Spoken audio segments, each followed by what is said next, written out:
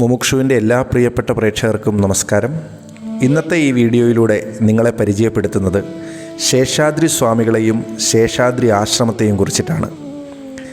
തിരുവണ്ണാമലയിൽ പോയിട്ടുള്ള അല്ലെങ്കിൽ തിരുവണ്ണാമലയെപ്പറ്റി വായിച്ചിട്ടുള്ള എല്ലാവർക്കും പരിചിതമായിട്ടുള്ള ഒരു പുണ്യസന്നിധിയാണ് ശേഷാദ്രി ആശ്രമം. രമണാശ്രമത്തിൻ്റെ അടുത്ത് തന്നെ സ്ഥിതി ചെയ്യുന്ന മറ്റൊരാശ്രമമാണ് ശേഷാദ്രി ആശ്രമം. കൃത്യമായിട്ട് പറഞ്ഞാൽ അരുണാചല ക്ഷേത്രത്തിൻ്റെയും രമണാശ്രമത്തിൻ്റെയും നടുവിലായിട്ടെന്ന് വേണമെങ്കിൽ പറയാം. ശേഷാദ്രി സ്വാമികളുടെ സമാധിപീഠം ഈ ആശ്രമത്തിലാണുള്ളത്. അതുകൊണ്ട് തന്നെ അരുണാചലേശ്വരനെ കാണാൻ വരുന്നവരും രമണസന്നിധിയിൽ എത്തുന്നത് പോലെ തന്നെ ഈ ശിവസന്നിധിയിലും ദർശിച്ചിട്ടാണ് മടങ്ങാറ്. ഈ ആശ്രമത്തിലെ ഉദ്യാനത്തിലിരുന്ന് അരുണഗിരിയെ നോക്കുമ്പോഴുള്ള അനുഭവം വാക്കുകളാൽ വർണ്ണിക്കാവുന്നതല്ല. ഈ ആശ്രമത്തിലെ ചെടികളും പൂക്കളുമൊക്കെ നമ്മളോട് പറയുന്നതായിട്ട് തോന്നും ഉള്ളിലേക്ക് ശ്രദ്ധിക്കാൻ.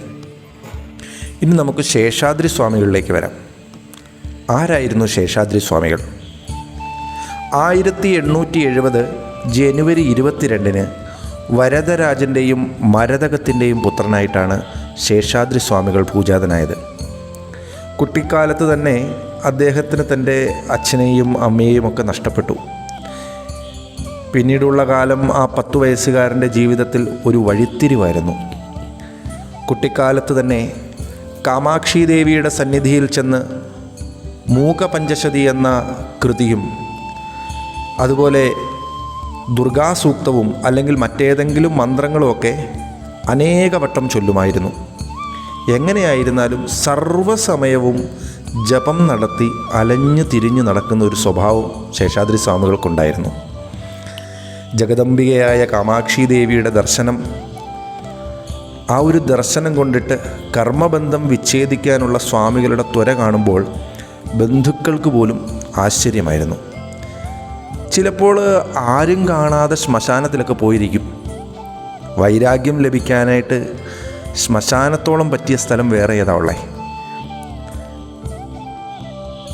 കുട്ടിക്കാലത്ത് തന്നെ അരുണാചല ക്ഷേത്രത്തിൻ്റെ അല്ലെങ്കിൽ അരുണാചലത്തിൻ്റെ ആ ഒരു ആകർഷണ വലയത്തിൽപ്പെട്ടിരുന്ന ശേഷാദ്രി സ്വാമികൾ ഇടയ്ക്കിടയ്ക്കെല്ലാം ശോണാദ്രിനാഥ എന്ന് ഉറക്ക നിലവിളിക്കുമായിരുന്നു. അരുണാചലത്തിൻ്റെ ഒരു ചിത്രം സ്വന്തം കൈകൊണ്ട് വരച്ച് അദ്ദേഹം തൻ്റെ പൂജാമുറിയിൽ വച്ചിരുന്നു. ഒരിക്കൽ അദ്ദേഹത്തിൻ്റെ അച്ഛൻ്റെ ശ്രാദ്ധത്തിന് വേണ്ടിയിട്ട് സ്വാമികൾ ഒരു മുറിയിലിട്ട് അടച്ചു. പ്രദക്ഷിണ നമസ്കാരത്തിനായിട്ട് വാതിൽ തുറന്നപ്പോൾ സ്വാമി അവിടെ എങ്ങും കാണാനില്ല. എവിടെ പോയി? എങ്ങനെ പുറത്തുപോയി? പൂട്ടിയിട്ട ആൾ എങ്ങനെ പുറത്തു പോയെന്ന് ഒരാൾക്കും ഒരറിവുമില്ല. ആ യാത്ര 1890 ആ യാത്ര തിരുവണ്ണാമലയിലേക്കായിരുന്നു.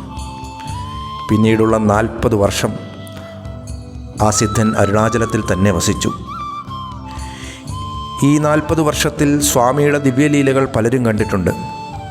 ശാസ്ത്രപാണ്ഡിത്യം, വേദപാണ്ഡിത്യം, വ്യാകരണം, കാവ്യം, ജ്യോതിഷം, സംഗീതം എന്നിവയിൽ വളരെ അറിവുണ്ടായിരുന്ന സ്വാമികൾ ഒരിക്കൽ പോലും പണം സ്വീകരിച്ചിരുന്നില്ല. ജനങ്ങളെ അല്പം അകറ്റി നിർത്താൻ വേണ്ടിയിട്ടായിരിക്കണം ചിലപ്പോഴൊക്കെ കുറച്ച് ഭ്രാന്തനെ പോലെ പോലും സ്വാമി പെരുമാറുമായിരുന്നു. വലിയ പണക്കാരായവർ നൽകുന്ന വിലപിടിച്ച ആഹാര സാധനങ്ങൾ സ്വാമി സ്വീകരിക്കുമായിരുന്നില്ല. എന്നാൽ ഏതെങ്കിലും ഒരു കുടിലിൽ പോയി കഞ്ഞി വാങ്ങിച്ച് കുടിക്കും. ചിലപ്പോൾ വളരെ കാലം ആഹാരമേ കഴിക്കില്ല. ചിലപ്പോൾ 10 പേർക്ക് വേണ്ടത് ഒറ്റയടിക്കകത്താക്കും. സ്വാമികൾ ആഹാരം കഴിക്കുന്നതിന് മുമ്പ് ആഹാരമെടുത്ത് ഇതിന് ഭക്ഷണത്തിന് ചുറ്റുമൊക്കെ ഇങ്ങനെ നിലത്ത് വെതറും.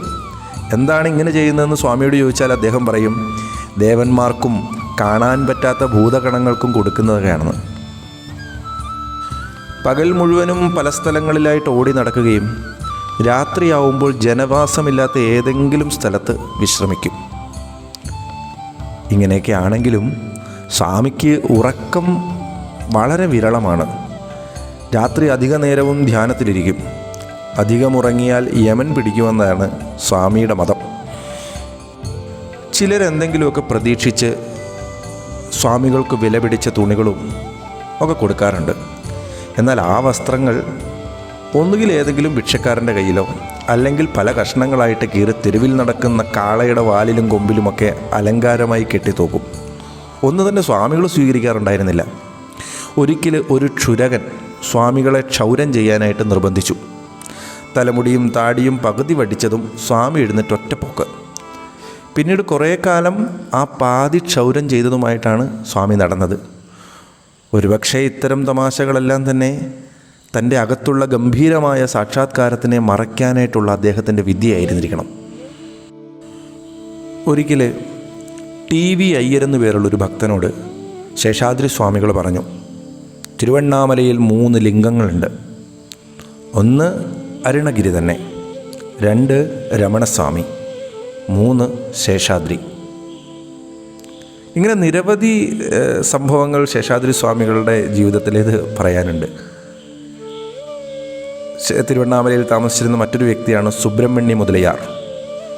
അദ്ദേഹം ഒരു നല്ലൊരു ഭക്തനാണ്. തിരുവണ്ണാമലയിൽ അദ്ദേഹം സാധു സേവകളൊക്കെ ഒരുപാട് ചെയ്യുമായിരുന്നു. വളരെ ധനികനായിട്ടുള്ള ഒരാളാണ് അദ്ദേഹം സാധുക്കൾക്ക് ഒരുപാട് സേവ ചെയ്യുമായിരുന്നു. ഇങ്ങനെയൊക്കെ ആണെങ്കിലും സുബ്രഹ്മണ്യ മുതലയാർ അനേകം ലൗകിക വ്യാപാരങ്ങളിൽ കുടുങ്ങിക്കിടന്നു. ഒരിക്കൽ അദ്ദേഹത്തോട് ശേഷാദ്രി സ്വാമികൾ പറഞ്ഞു, ഇവിടെ നോക്കൂ മുതലി, എൻ്റെ അനുജൻ രമണസ്വാമിക്ക് 10,000 രൂപ ശമ്പളം, എനിക്ക് 1000 രൂപ ശമ്പളം, തനിക്കൊരു 100 രൂപയെങ്കിലും സമ്പാദിച്ചുകൂടെ? മുതലയാറിന് സ്വാമിയുടെ വാക്കിൻ്റെ പൊരുൾ മനസ്സിലായി. ശമ്പളം എന്നതുകൊണ്ട് ജ്ഞാനദാർഢ്യത്തെയാണ് സ്വാമി വിവക്ഷിച്ചതെന്ന് അദ്ദേഹത്തിന് മനസ്സിലായി. പുണ്യകർമ്മങ്ങളൊക്കെ തന്നെ ആത്മവിചാരത്തിന് വഴിതെളിച്ചില്ലെങ്കിൽ പുനർജന്മത്തിന് കാരണമാകും എന്നാണ് സ്വാമി ആ വാക്കുകളിലൂടെ മുതലയാറിനെ ബോധിപ്പിച്ചത്. ശേഷാദ്രി സ്വാമികൾ ഭക്തന്മാരെ പല വിധത്തിലും അനുഗ്രഹിച്ചിരുന്നു. തിരുവണ്ണാമലയിൽ ഒരു സർക്കാർ ഓഫീസിൽ ജോലി ചെയ്തിരുന്ന ഒരു ഉദ്യോഗസ്ഥന് കാശിയിൽ പോയി ഗംഗാസ്നാനം ചെയ്യണം എന്നാഗ്രഹിച്ചു. മേലുദ്യോഗസ്ഥനോട് 6 മാസത്തെ ലീവ് തരാൻ ആവശ്യപ്പെട്ടു. ഇദ്ദേഹത്തോട് വിരോധമുണ്ടായിരുന്ന ആ മേലുദ്യോഗസ്ഥൻ ആ അപേക്ഷ നിരസിച്ചു. ഇയാൾ സർക്കാർ ഓഫീസിലെ പണം ദുരുപയോഗപ്പെടുത്തി എന്നും അതിൽ നിന്നും രക്ഷപ്പെടാൻ വേണ്ടിയിട്ടാണ് ഈ ഒഴിവ് ചോദിച്ച് ഗംഗാസ്നാനം ചെയ്യാൻ പോകുന്നതെന്നൊക്കെ അദ്ദേഹം അങ്ങ് എഴുതാൻ തുടങ്ങി. ഇയാൾക്കെതിരെ തനിക്ക് മേലെയുള്ള ഉദ്യോഗസ്ഥന്മാർക്ക് എഴുതാൻ തീരുമാനിച്ചു. അപ്പോൾ ഈ മേലുദ്യോഗസ്ഥൻ എഴുതിക്കൊണ്ടിരിക്കുമ്പോൾ ശേഷാദ്രി സ്വാമികൾ പെട്ടെന്ന് അവിടെ വന്ന് ഇയാളുടെ നേർക്ക് കൈ ചൂണ്ടിക്കൊണ്ട് പറഞ്ഞു, ജാഗ്രത, സാധുവായ ആ ഭക്തന് നേരെ നിങ്ങൾ എഴുതിയാൽ അതുകൊണ്ട് നീ തന്നെ നശിച്ചു പോകും, ഈ ഉദ്യമം വേണ്ട. ഇത്രയും പറഞ്ഞ് ശേഷാദ്രി സ്വാമികൾ ഇറങ്ങിപ്പോയി. തൻ്റെ ഇംഗിതം രണ്ടാമതൊരാൾ അറിയില്ല എന്ന് ധരിച്ചിരുന്ന ആ ഉദ്യോഗസ്ഥൻ ഭയന്നുകൊണ്ട് തൻ്റെ ഉദ്യമത്തിൽ നിന്നും പിന്നോട്ട് പോയി. അതുപോലെ മറ്റൊരു ഭക്തൻ തൻ്റെ ഭാര്യയായിട്ട് സ്വാമികളെ വന്ന് നമസ്കരിച്ചു.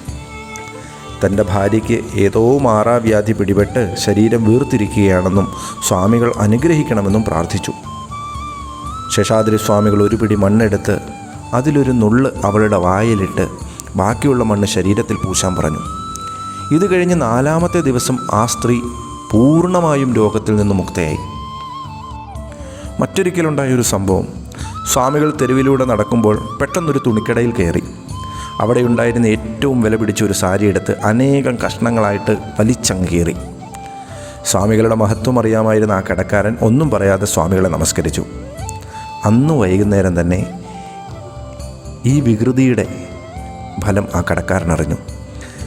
തനിക്കൊരിക്കലും തിരിച്ചു കിട്ടിയില്ലെന്ന് എഴുതി തള്ളിയിരുന്ന ഒരു വലിയ കടം അന്ന് വൈകുന്നേരം തിരിച്ചു കിട്ടി. അത് ഈ സാരിയുടെ വിലയേക്കാൾ എത്രയോ മടങ്ങധികമായിരുന്നു. ഇതുപോലുള്ള അനേകം വികൃതികളെന്ന് തന്നെ വേണമെങ്കിൽ പറയാം സ്വാമികൾ ചെയ്യുമായിരുന്നു.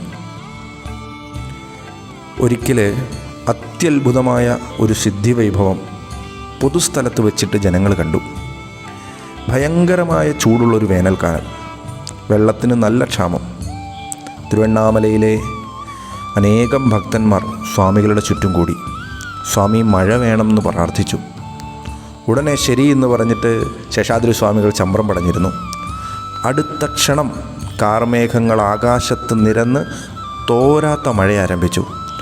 കുറച്ചു നേരത്തിനുള്ളിൽ തന്നെ തിരുവണ്ണാമല മുഴുവനും വെള്ളപ്പൊക്കം പോലെയായി.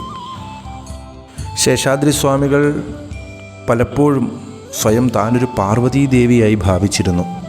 തന്നെ പാർവതിയായും രമണ മഹർഷിയെ തൻ്റെ പുത്രനായ സ്കന്ദനായും. അങ്ങനെയൊക്കെ ചിലപ്പോൾ ശേഷാദ്രി സ്വാമികൾ ഭാവിക്കാറുണ്ട്. ഒരിക്കലൊരു കുട്ടി അരുണാചല ക്ഷേത്രത്തിൽ പോകുന്ന വഴി സ്വാമികളെ കണ്ടു. എവിടെ പോകുന്നു? കുട്ടി പറഞ്ഞു, വലിയ പെരിയ കോവിലിൽ പോകണു, ദേവിയെ ദർശിക്കാൻ.